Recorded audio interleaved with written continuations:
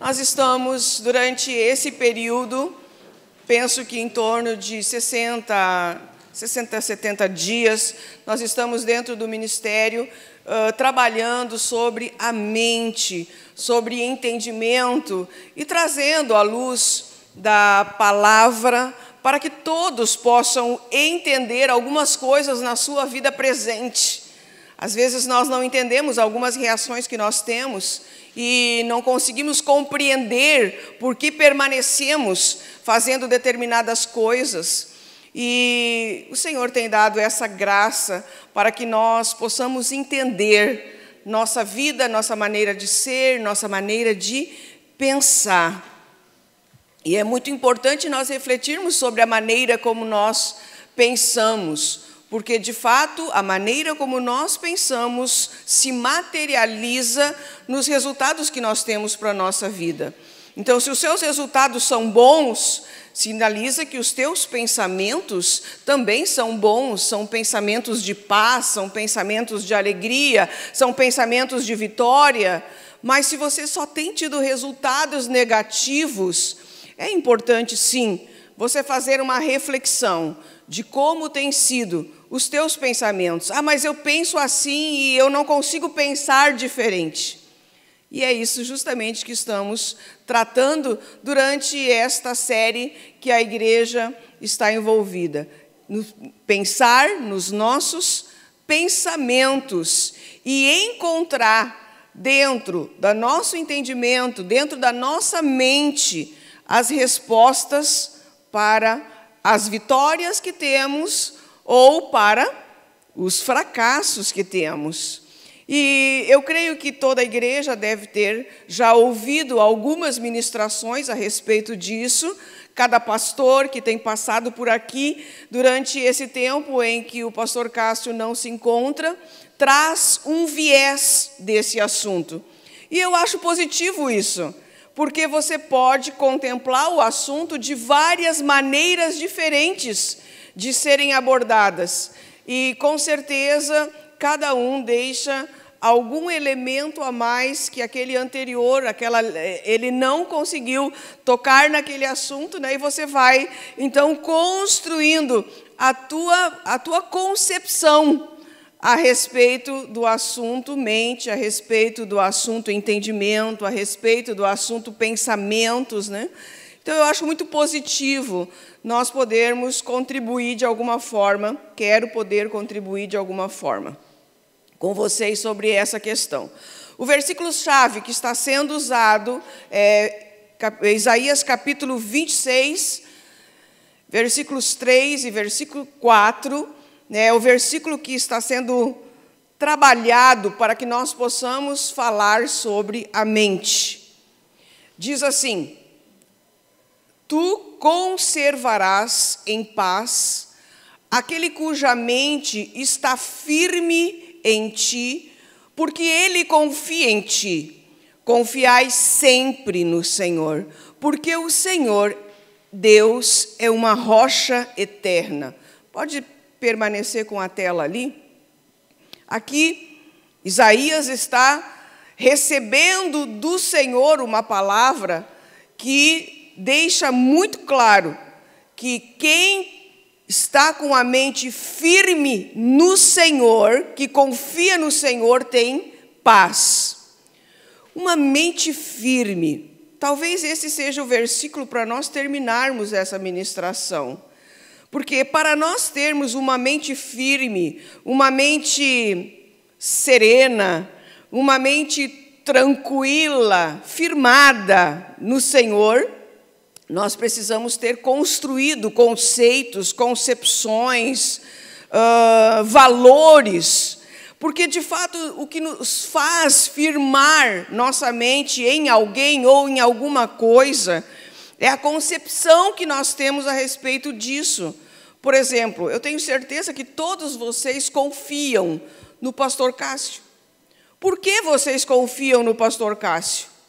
Porque ele tem construído, através dos ensinamentos, ele tem construído ensino, modos de viver, e isso tem sido bom, então você automaticamente confia nele.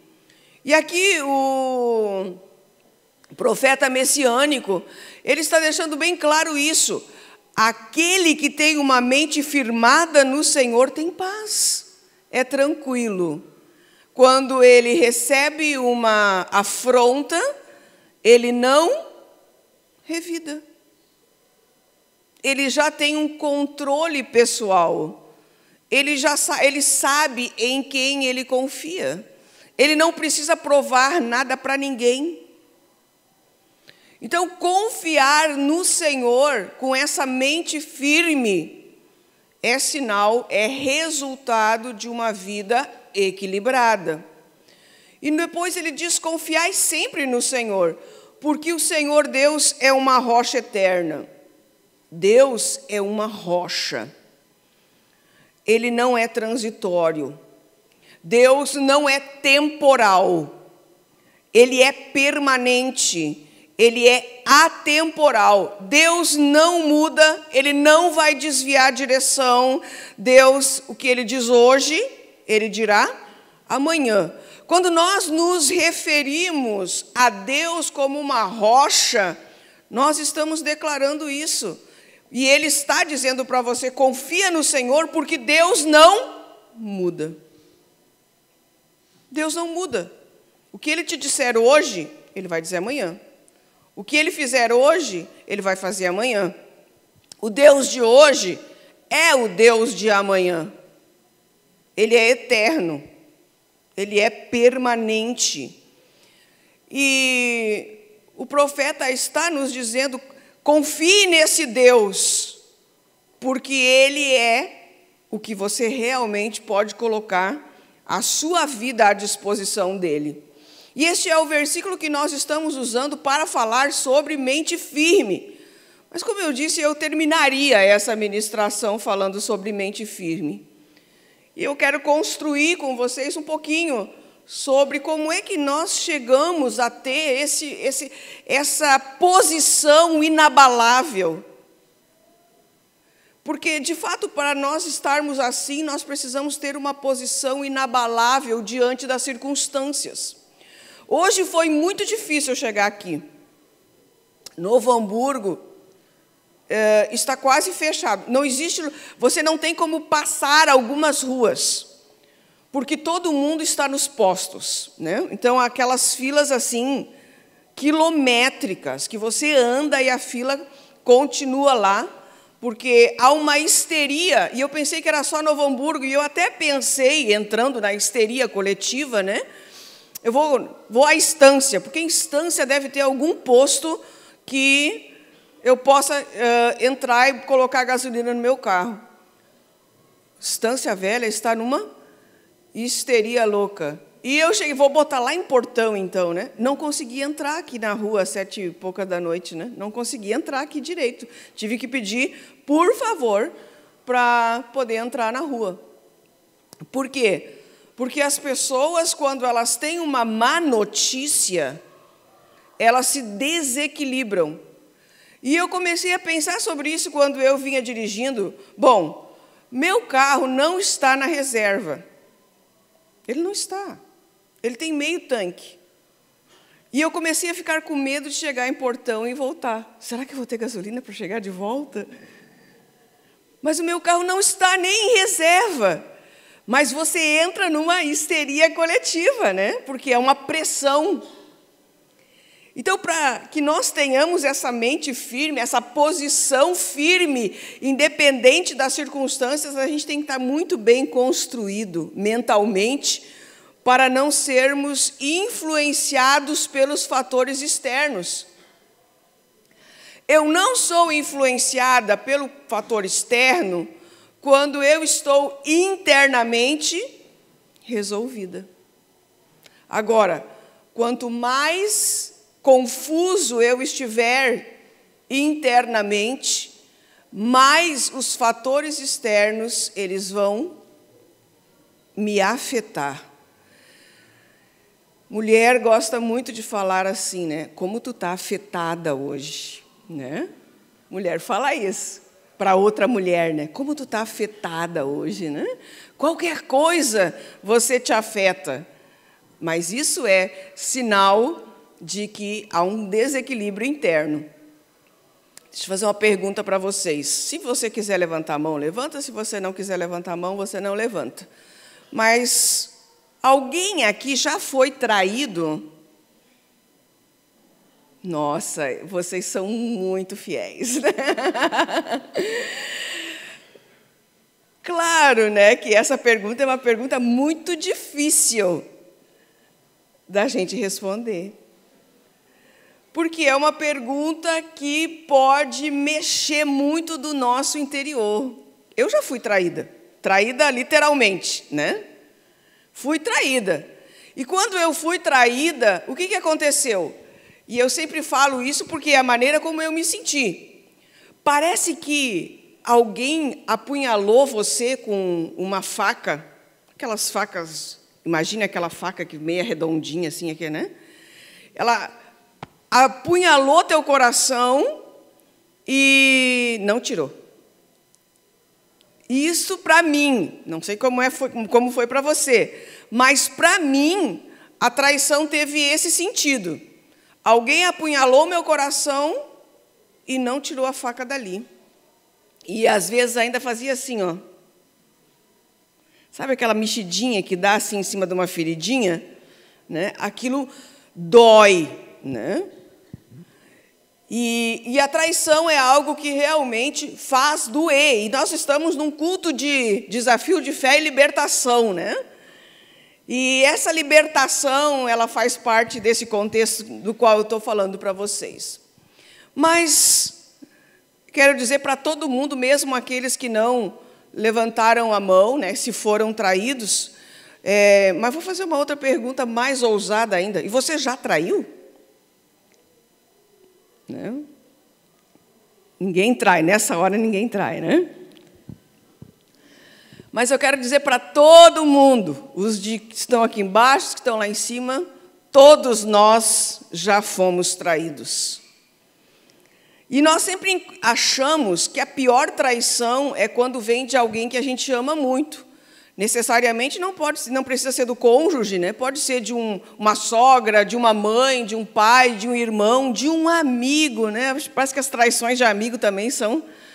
Enfim, mas a gente esquece de um detalhe. Muitas vezes nós somos os nossos piores traidores. Nós nos traímos a nós mesmos. Sempre que nós ultrapassamos, sempre que nós permitimos ser ultrapassados algum valor, alguma situação em que nós não concordemos, mas nós fazemos para agradar outros, de fato nós estamos traindo. Traindo o quê? Traindo nossos valores, traindo nosso sono. Você já, por acaso, não te traiu num dia que você estava com muito sono e alguém te convidou para fazer alguma coisa que levou mais tempo do que deveria e você foi dormir já muito tarde? Você traiu o seu sono, você traiu o seu corpo, você traiu o seu descanso. Nós podemos trair nosso tempo quando nós permitimos que alguém usufrua dele e sem que a gente queira. Nós podemos trair nossa qualidade de vida quando nós deixamos de fazer alguma coisa em detrimento de que outra pessoa quer fazer outra coisa. Nós traímos as nossas escolhas. Quantas vezes a gente queria tomar uma decisão e a pressão externa nos fez tomar outra?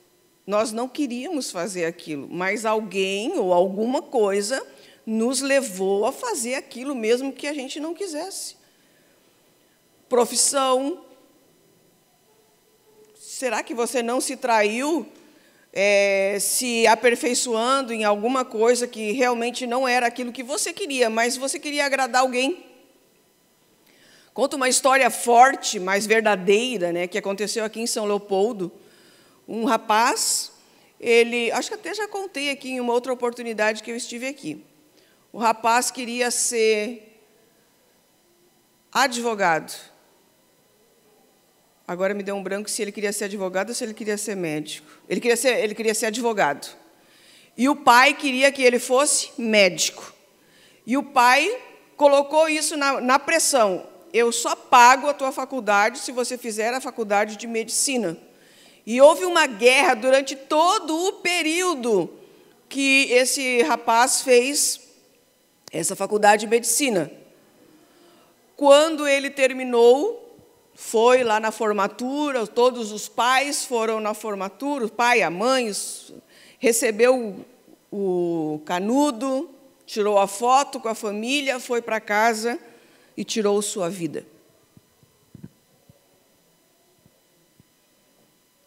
Agradou o pai, fez o que ele quis, mas se vingou no final, dizendo: eu fiz o que tu quis, agora eu faço o que eu não quero. Né? Ele queria ser advogado. Enfim, então, muitas vezes, nós nos traímos a nós mesmos em coisas que a gente nem pensa. E o casamento? Você casou com alguém por alguma pressão, por algum interesse, e hoje você pergunta para ti mesmo: por que eu casei com essa pessoa? Né? Por que eu estou junto com essa pessoa? Escravizado aqui. Né? Escravizada, escravizado. Oxalá que aqui vocês todos já sejam curados. Oxalá que aqui todos já tenham tirado os punhais do coração, né? Para que realmente possam crescer em todas as áreas. Mas por que eu estou falando isso? Eu estou falando isso porque nós somos os maiores traidores de nós mesmos, se nós formos fazer uma análise da nossa história.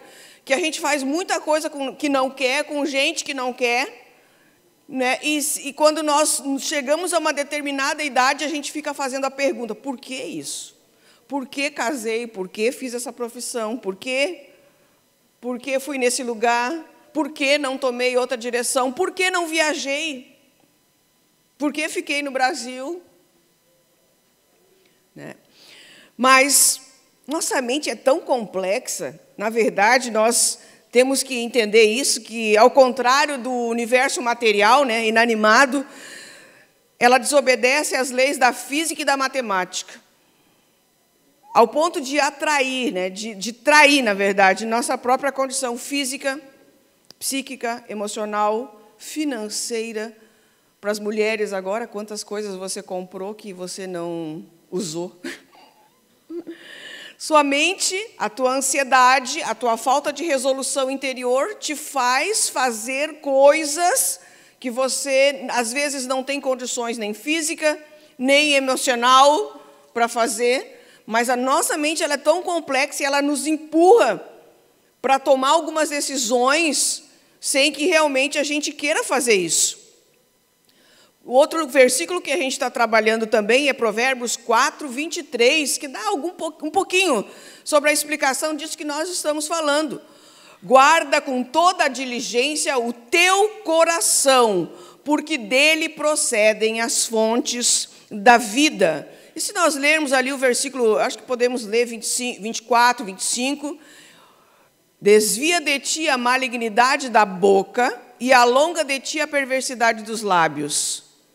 Dirijam-se os teus olhos para a frente e olhem as tuas pálpebras diretamente diante de ti. Pondera a vereda dos teus pés e serão seguros todos os teus caminhos. E olha que nós poderíamos ir à frente ainda. Mas nesses 3 versículos posterior à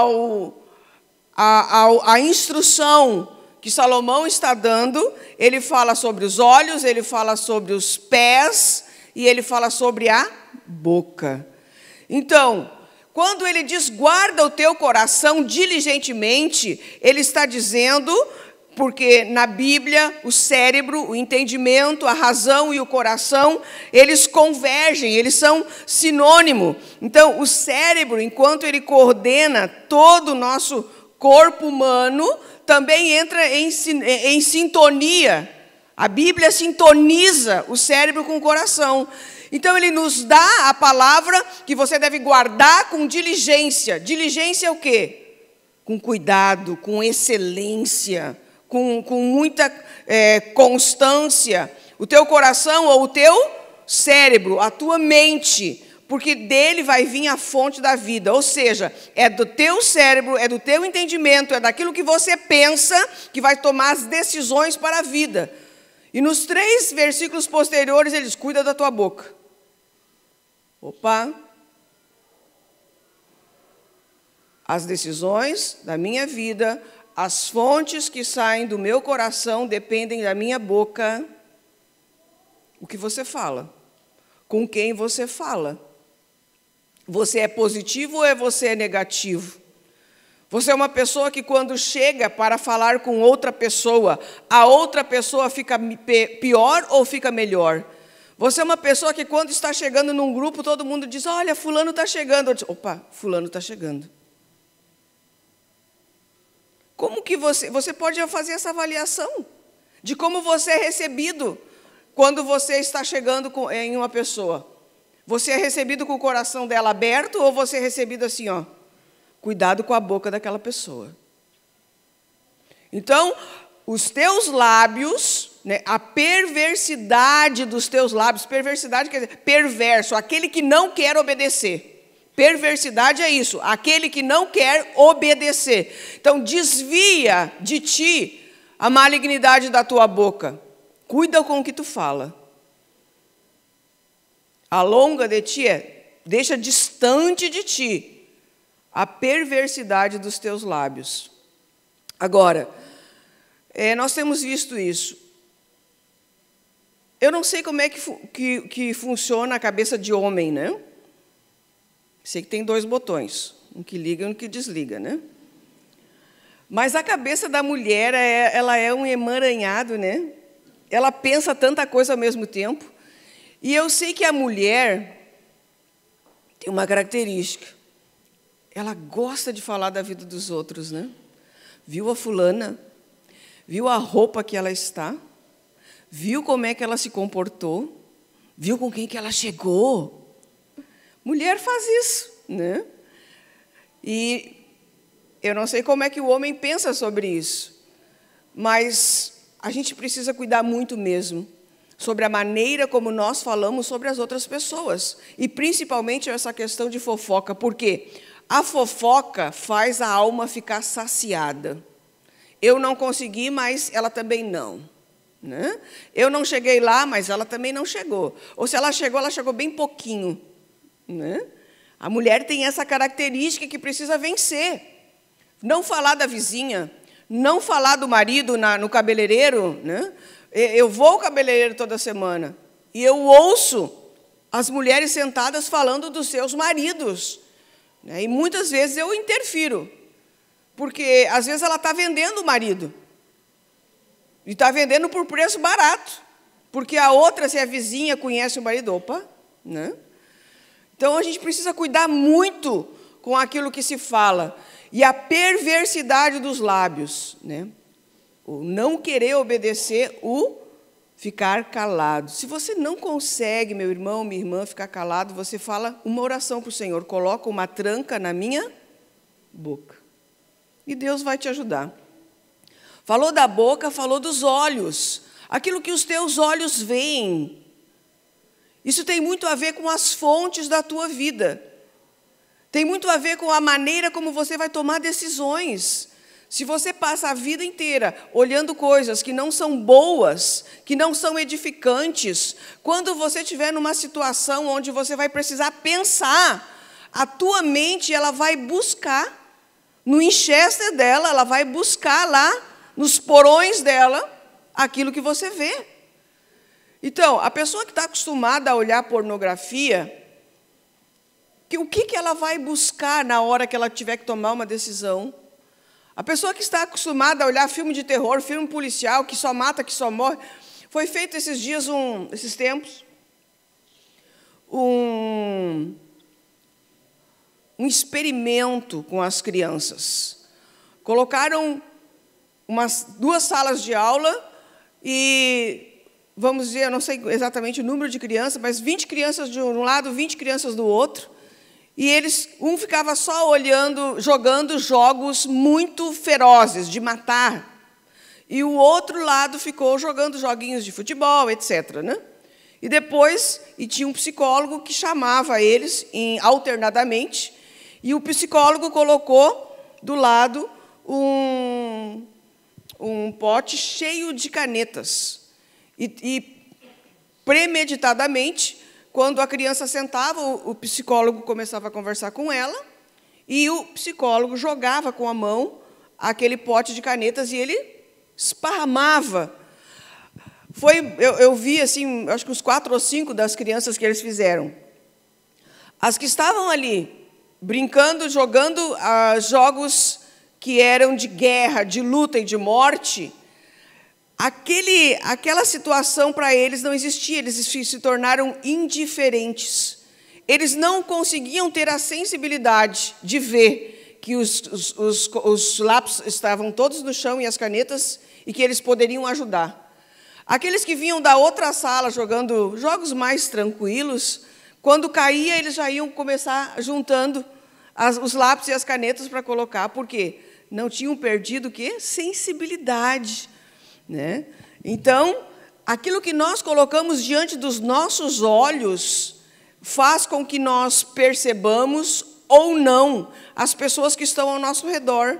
Se você é fã do Datena e passa a vida inteira olhando o Datena, o que você está jogando para dentro de si mesmo? Lixo. Ele tem lá o estilo dele, né? Mas é só coisa ruim. É só morte, estupro, e acidente, e sequestro, e você começa a conviver com aquilo. E a terceira coisa que ele diz é: cuide dos seus pés. Aonde você está indo? Por que caminhos, por que direções você tem caminhado? Aonde você tem estado? Isso também é fundamental para as tuas fontes de vida. Então, quando você está diante de uma circunstância e você diz: só um pouquinho que eu tenho que pensar, né? Tem que pensar sobre isso aí. Quando você chega nesse momento que você tem que pensar, você vai buscar aquilo que você está vivendo, aquilo que você fala, aquilo que você ouve, aquilo que você vê, aonde você anda. É isso que vai vir à tona na tua mente.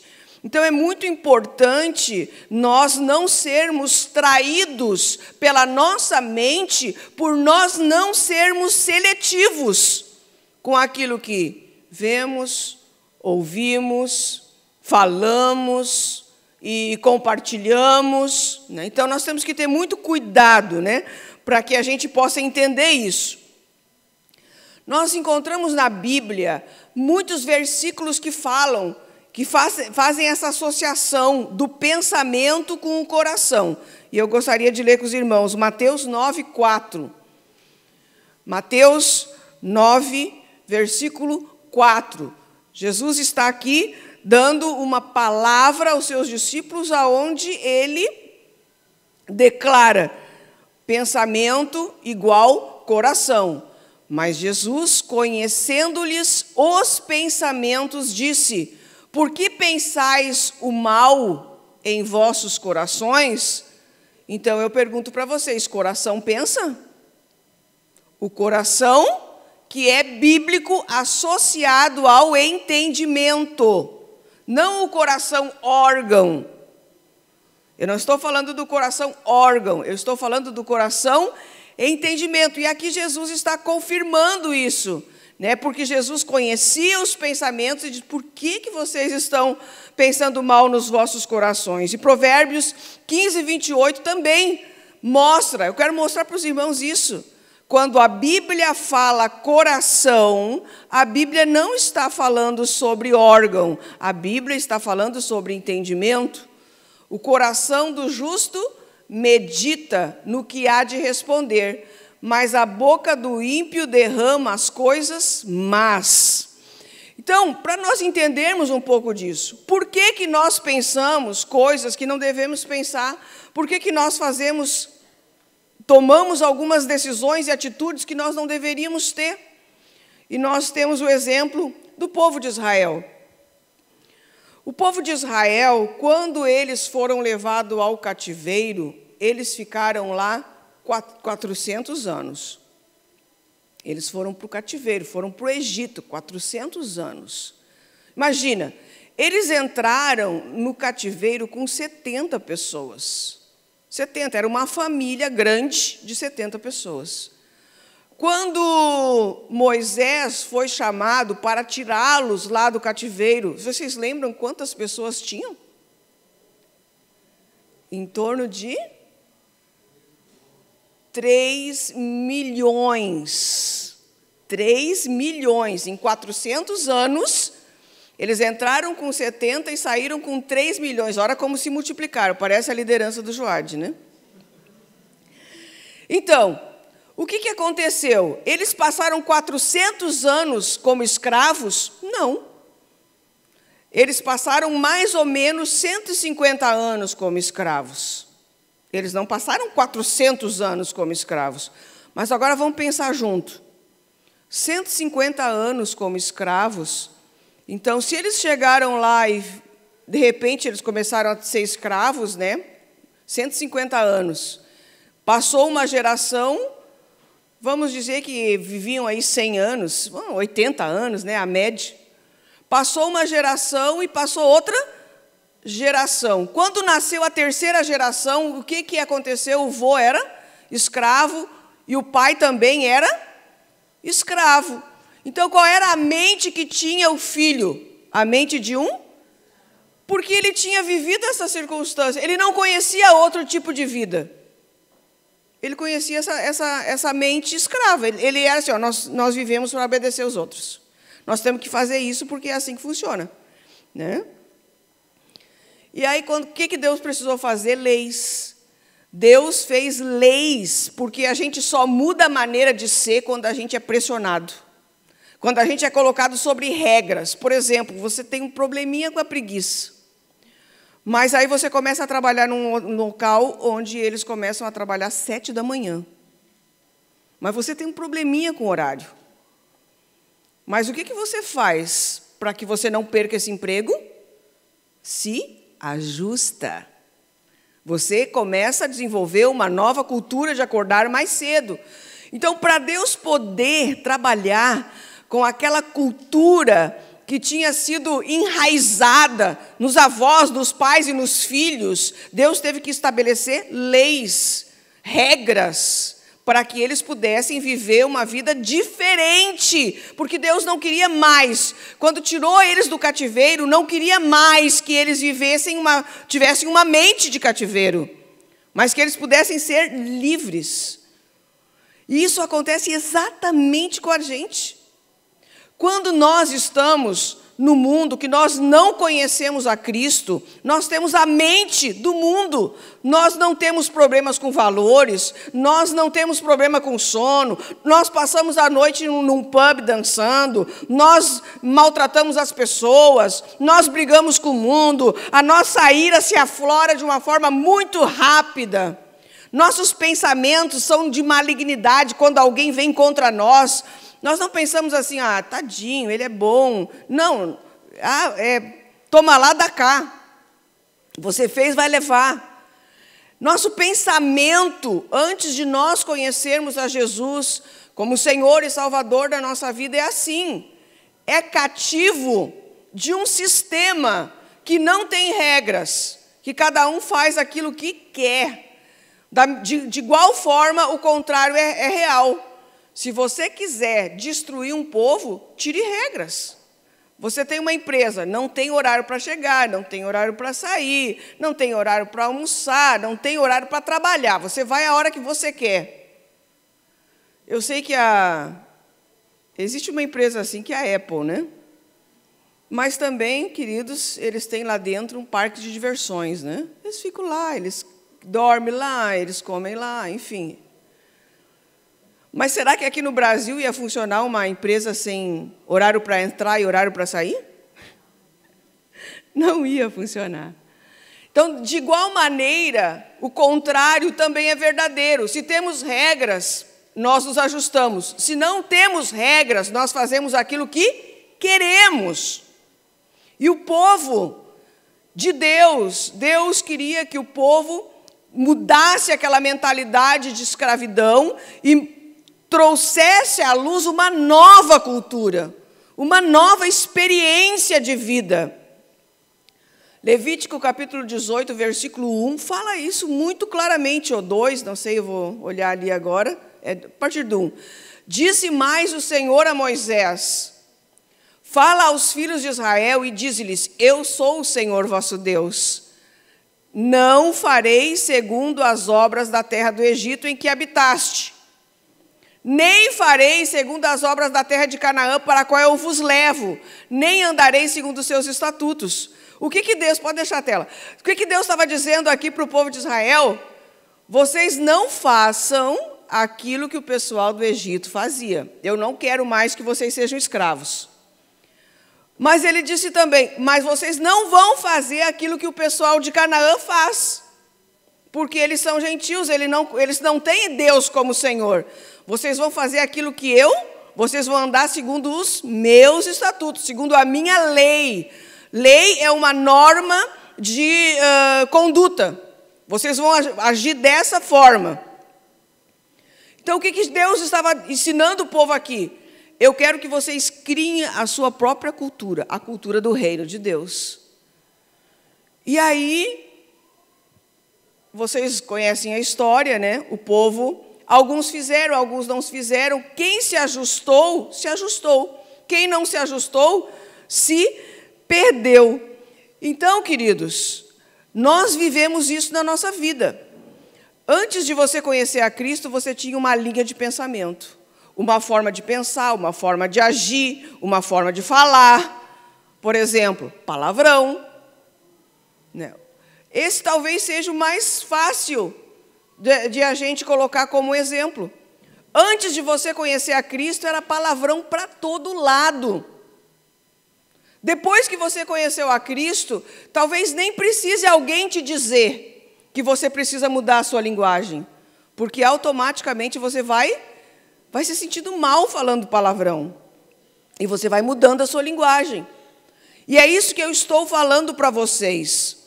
Quando nós mudamos os nossos pensamentos, nós mudamos a nossa maneira de viver, porque nós paramos de fazer aquilo que fazíamos anteriormente, porque não tínhamos conhecimento. E a Bíblia é a nossa regra de fé. É através da Bíblia que nós fazemos um parâmetro, parametrizamos a nossa vida. A Bíblia é o nosso parâmetro. A Bíblia diz que não pode fazer determinada coisa porque vai dar problema. A Bíblia fala que devemos fazer determinada coisa, e aí nós vamos nos ajustando ao padrão de Deus. E esse ano é o ano de coragem para quê? Para se ajustar aos padrões de Deus. Então, eu vou vendo aquilo que não é ajustado, e eu preciso coragem para mudar. Tem um irmão lá na igreja de Novo Hamburgo, que ele não gosta que eu pregue lá, né? Ele não gosta porque eu falo em palavrão. E quando eu falo em palavrão, ele fala muito palavrão. Ele já está na igreja há 5 anos, mas ele fala palavrão. E ele disse para mim, disse para a mulher dele me disse, né? Quando ele vê que tu vai pregar, ele já pensa, vem essa mulher falar de palavrão, né? Mas, de fato, é uma cultura que ele trouxe do Egito, e que ele não conseguiu ainda, porque não decidiu, porque não tomou uma posição, sair dessa cultura do Egito, sair dessa mentalidade de escravo e partir por uma nova mentalidade. Quem nos deu essa nova mentalidade? Jesus. Jesus nos ensina a viver. Porque Jesus, ele vem e ele faz cumprir a lei. Qual é a lei? Normas de conduta. Mas ele também traz junto com essas normas de conduta a graça. A graça me individualiza. A graça não coletiviza. Quem coletiviza é a lei. Então, todo mundo, um pecou, todo mundo vai levar. Você já pensou se a gente vivesse assim nesses dias? Quem não pecou essa semana, Só pergunta difícil, né? Só pergunta difícil. Todos pecamos e carecemos da graça de Deus. Então, mas quando um pecava, todo mundo levava. Mas com a vinda de Jesus e o amor de Cristo e esse preço que Ele pagou, então individualizou. Aquilo que eu fizer vai ser por minha conta e por meu risco. Então, Jesus traz essa graça com entendimento. O que é entendimento? É o exercício da razão aplicado às mais diversas situações da vida. O que é entendimento, irmãos? É eu exercitar a minha razão. Deu uma situação difícil, eu não vou me desesperar, eu não vou gritar, eu não vou tomar uma decisão apressada, eu não vou falar mal dos outros, eu não vou olhar algo que eu não devo olhar, eu não vou sair por um caminho da trincheira para poder me livrar daquilo ali. Exercício da razão, eu vou parar e pensar. Aí, por isso que nós chamamos aquele versículo, cuida bem do teu coração, cuida bem da tua mente, porque ela é a tua fonte de vida. É a fonte, é aonde você vai beber, é aonde vai tirar o conhecimento, é aonde vai tirar a sabedoria, é aonde vai tirar a instrução, é da tua mente, é do teu exercício de razão que tu vai tirar as decisões boas que você precisa tomar. Agora, quando nós não exercitamos com razão, nós nos ferimos com qualquer situação. E pessoas feridas ferem pessoas. Pessoas feridas ferem pessoas. Então, existem pessoas hoje no nosso meio que não entenderam, que não são mais escravos, que através de Cristo Jesus têm a graça nas suas vidas para tomar uma decisão de mudança em algumas atitudes. Quem não entendeu isso está sendo ferido e está ferindo pessoas. Então, nós precisamos nos conhecer para nos treinar. A pior coisa... Vou fazer outra pergunta difícil. Quem é você? Isso é uma pergunta difícil. Se você não tiver entendimento, se você não tiver uma construção interna das tuas emoções, quem é você? Porque às vezes eu falo com alguém que estoura e a pessoa diz assim, ó, eu nem me conheci. Claro, não se conhece mesmo, não sabe quem é. Uma pessoa que não sabe dirigir a sua vida, ser gestor da sua história. E o legal é isso, irmãos, não importa o que você viveu para trás. Quando você teve essa nova vida com Cristo, quando você teve esse encontro com Cristo, aquela mentalidade ficou para trás. Tua mente foi renovada, foi transformada, foi modificada. Então, nós precisamos aprender a pensar nos nossos pensamentos, porque a partir do pensamento que eu tenho, da maneira como eu recebo as coisas e que eu internalizo isso, é que eu vou afetar a vida dos outros, né? Se o meu pensamento é pecaminoso, eu vou materializar o meu pecado. Por exemplo, uma pessoa que está sempre pensando em adultério, ela vai materializar isso em algum momento. Uma pessoa que está sempre pensando em alguma coisa imoral, ou em mentira, seja o que for, naquilo que a pessoa sempre pensa, em algum momento, isso vai materializar na sua vida. Provérbios, capítulo 23, versículo 7, deixa isso muito claro. Porque como ele pensa consigo mesmo, assim é. Como ele pensa consigo mesmo, assim é. Quem é você? Só você sabe o que você pensa de você mesmo, né?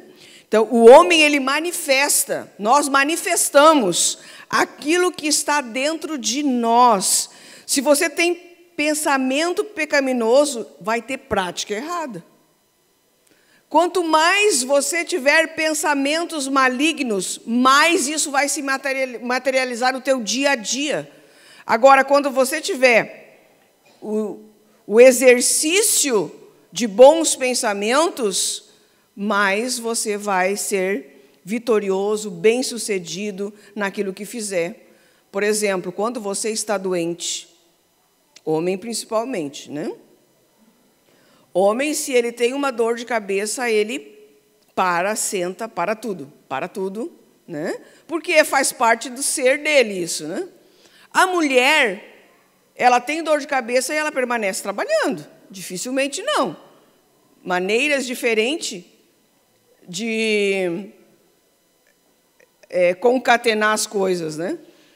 Da mesma maneira, se você tem uma doença, uma dor, alguma coisa, e você começa assim, a pensar nisso, ela vai ficando cada vez pior. Mas se você tem algum problema de saúde, você começa a internamente declarar a tua vitória, declarar a saúde, declarar a graça de Deus sobre ti, tu mesmo vai te retroalimentando e vai se tornando uma pessoa mais livre, melhor, e às vezes até pessoas são curadas. Temos testemunho disso, simplesmente pelo fato de mudar a maneira de ver a situação. Quanto mais próximo nós estamos de Deus, mais nós vemos como nós somos pecadores, como nossos pensamentos são malignos, como nós precisamos de mudança. Quanto mais longe nós estamos de Deus, mais nós achamos que estamos bem. Você já pensou sobre isso? As pessoas que estão longe de Deus, mas eu sou bom, eu estou bem. Mas quando nós começamos a nos aproximar de Deus, nós começamos a se sentir miserável e nós começamos a ver que realmente nós somos, né, maus e precisamos da graça de Deus, mas a gente começa a ver as nossas falhas. E por isso o crente sempre está em luta.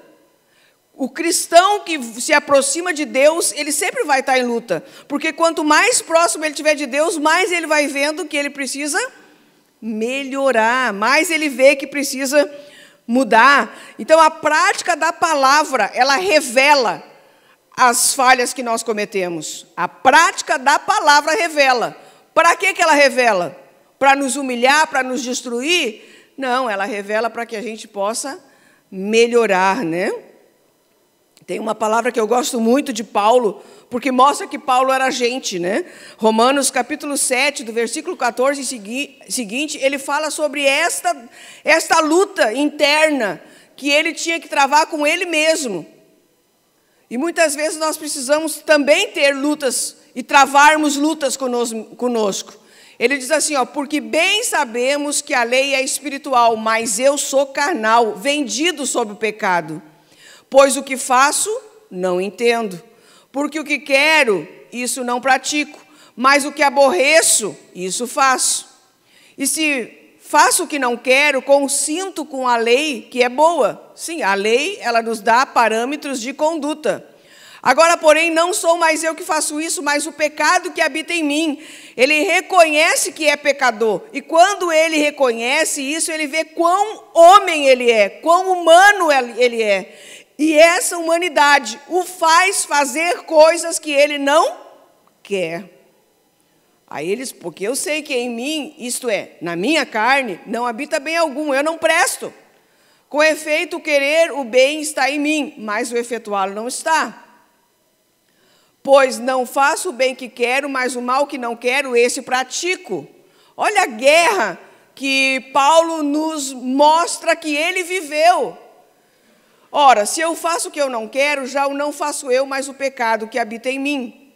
Acho então esta lei em mim, que mesmo querendo eu fazer o bem, o mal está comigo. Nossa humanidade não é boa.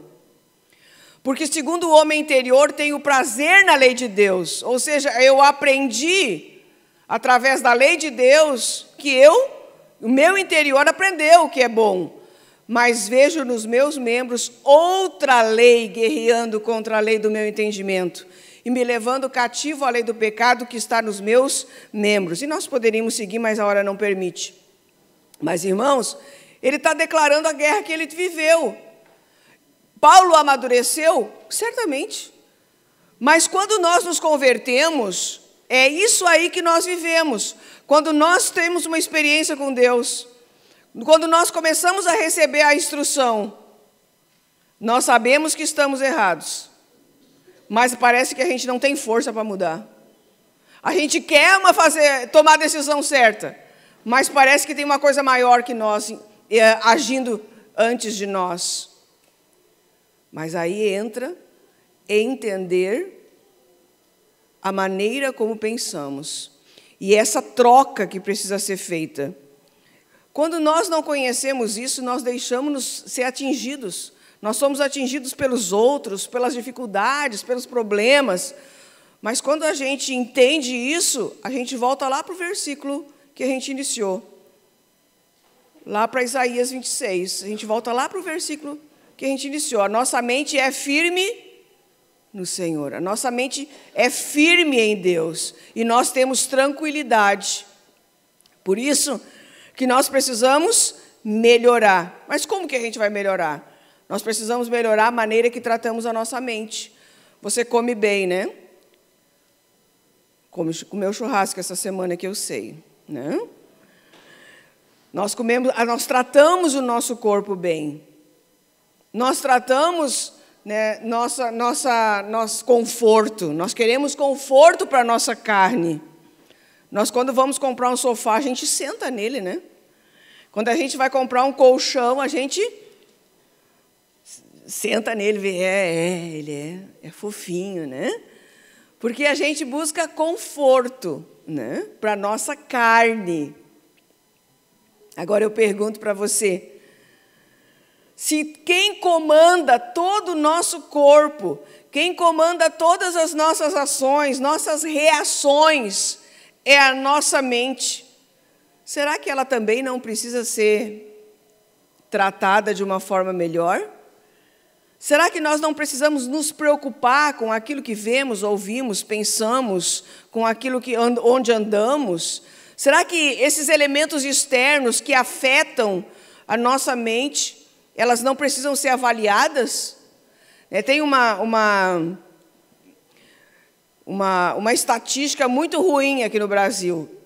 Diz que o brasileiro, ele lê 3 livros por ano, em geral. A média, né? A média do brasileiro lê 3 livros por ano. E os argentinos, que são nossos maiores rivais do futebol, né?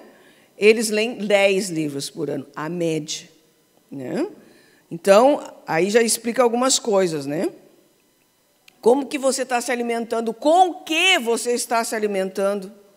Você consegue ter metapensamento, pensar nos pensamentos, estar pensando em alguma coisa ruim e olhar para você mesmo e dizer assim, para de pensar nisso? Isso é metapensamento, é pensar nos pensamentos. Para de pensar nisso. Quando eu era pequena, eu pensava muito que eu ia morrer. Acho que toda criança pensa nisso, né? E eu pensava e pensava que eu ia morrer, e eu ficava pensando, quem será que ia no meu enterro? Aí eu começava a ver os parentelas, será que fulano vai no meu enterro? Pensamento bobo, tolo, né? Mas eu era criança. Mas hoje, adulta, muitas vezes eu preciso parar e dizer, chega, Eliane, para! Tu não deve estar pensando sobre isso, porque você está perdendo tempo, você está colocando lixo dentro da tua mente. E eu preciso trabalhar isso dentro de mim. Então, é um exercício também nós aprendermos a cuidar da nossa mente. Nós queremos uma vida melhor. Todos nós queremos uma vida melhor. Mas para que nós tenhamos uma vida melhor, nós precisamos nos preparar melhor, crescer em todas as áreas, sair do Egito, tirar a mentalidade de escravo que nós tínhamos lá no mundo onde você vivia. Se você vivia lá num sistema ruim, tua casa era desorganizada, ninguém te ensinou a cuidar da tua casa, tua casa é uma bagunça, era uma bagunça. Quando você mudou de mentalidade, quando você mudou de reino, a tua casa precisa ser um brinco, mudança. Talvez não radicalmente você não consegue fazer isso, mas você precisa ter isso na tua mente. Lá eu era uma bagunceira, agora não. Agora eu vou cuidar da minha vida, vou cuidar das minhas coisas, eu vou valorizar aquilo que eu tenho. Exemplo simples do que é mudança de mentalidade. Antes eu falava palavrão, hoje não falo mais. Antes eu era infiel, agora eu não sou mais. Antes eu era desleal, agora eu não sou mais. Antes eu era avarento, agora eu não sou. Agora eu sou uma pessoa liberal. Mudança de atitude, e não é o tempo todo, mas tem que começar por algum lugar. Começar por algum setor. E depois você vai avançando.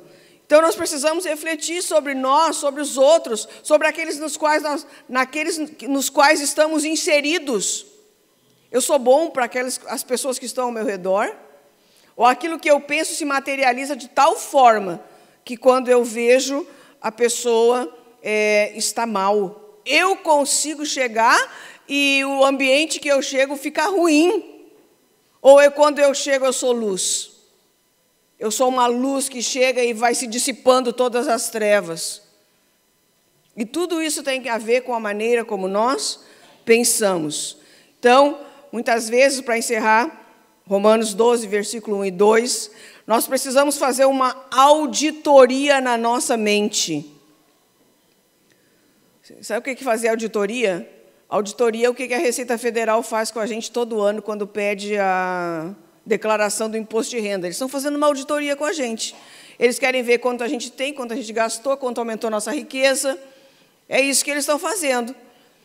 E eu quero convidar você a fazer uma auditoria na sua mente. Quais são as áreas da tua mente, do teu entendimento, que precisam ser exercitadas? Qual é a mentalidade de escravo que você continua carregando junto com você, mesmo você tendo conhecido a graça através de Jesus Cristo? A graça nos liberta. A graça liberta da escravidão. Mas eu preciso me conhecer para saber quais são as áreas que eu preciso de alguma mudança. Que eu preciso parar de errar os mesmos erros. Porque errar os mesmos erros é um grande erro. Você pode até errar outros erros, mas errar os mesmos erros é um grande erro. E o Senhor nos chama a atenção nessa noite, para que você pense sobre os seus pensamentos e pare de ser traidor consigo mesmo. Porque, com certeza, quando você conseguir realizar algumas mudanças no seu interior, o seu exterior, a sua família, as pessoas das quais você tem algum tipo de participação vão ficar melhor. Amém? Vamos nos colocar em pé e eu quero ler com os irmãos para nós encerrarmos a solução de Paulo. Paulo, de uma forma muito incisiva, quando ele diz rogo-vos, ele está dizendo eu clamo, eu grito, irmãos, pela compaixão de Deus, que apresenteis os vossos corpos como um sacrifício vivo, santo e agradável a Deus, que é o vosso culto racional. E não vos conformeis a este mundo, mas transformai-vos pela renovação da vossa mente, para que experimenteis qual seja a boa, agradável, perfeita vontade de Deus. Quando nós nos deixamos ser transformados, mudança de rumo, mudança de atitude, mudança de linguagem, mudança de visão, mudança de caminho. Quando eu me deixo ser transformado, mudado, então eu começo a experimentar a agradável, a boa, a perfeita vontade de Deus.